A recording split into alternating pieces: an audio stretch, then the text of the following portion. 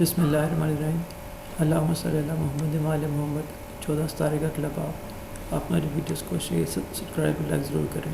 رکھتا تھا بروایت حبیب السیر اس نے لوگوں سے کہا، میرے لیے خلافت سے زوال مناسب نہیں ہے۔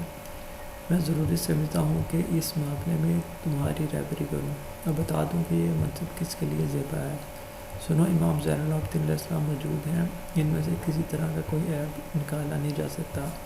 وہ اس کے حقدار اور مستحق ہیں۔ تم لوگ ان سے ملو اور انہیں راضی کرو، اگرچہ میں جانتا ہوں وہ اسے قبول نہ کریں گے۔ مصداق حسین لکھتے ہیں کہ 64 ہجری میں یزید کے مرتے ہی معاویہ بن یزید کی بیعت شام میں عبداللہ ابن زبیر کی حجاز میں اور یمن میں ہو گئی، اور عبید اللہ ابن زیاد عراق میں خلیفہ بن گیا۔ معاویہ ابن یزید حلیم و سلیم، البتہ جوان سال تھا، وہ اپنے خاندان کی خطاؤں اور برائیوں کو نفرت کی نظر سے دیکھتا اور علی و اولاد علی کو مستحق خلافت سمجھتا تھا۔ علامہ معاصر رقم تراز ہیں کہ 64 ہجری میں یزید مرا تو اس کا بیٹا معاویہ خلیفہ بن گیا۔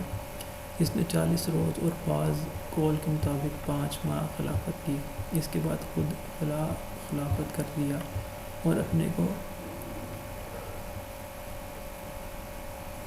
خلافت سے الگ کر لیا، اس طرح کہ ایک روز منبر پر چڑھ کر دیر تک خاموش بیٹھا رہا، پھر کہا، لوگو، مجھے تم لوگوں پر حکومت کرنے کی خواہش نہیں ہے، کیونکہ میں تم لوگوں کی جس بات گمراہی اور بے ایمانی کو ناپسند کرتا ہوں وہ معمولی درجے کی نہیں بلکہ بہت بڑی ہے، اور میں یہ بھی جانتا ہوں کہ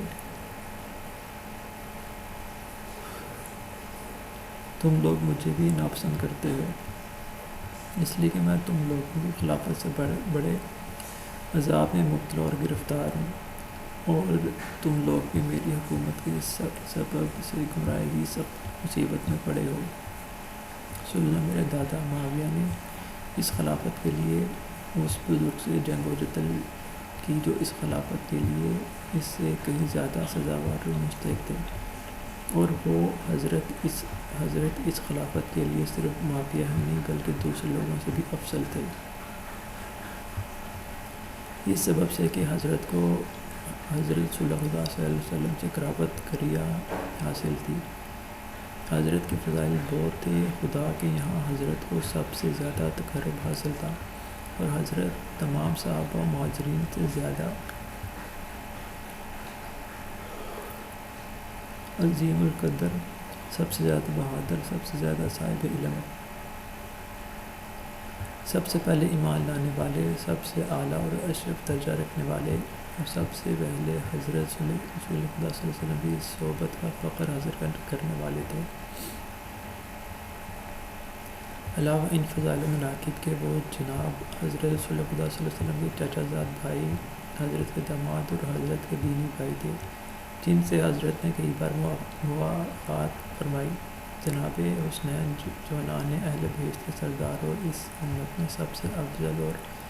پروردہ رسول، اور فاطمہ بطول کے 2 لال یعنی پاک و پاکیزہ درخت رسالت کے پھول تھے۔ ان کے پدر بزرگوار حضرت علیہ السلام ہی تھے۔ ایسے بزرگ سے میرا دادا جس طرح سرکشی پر آمادہ ہوا،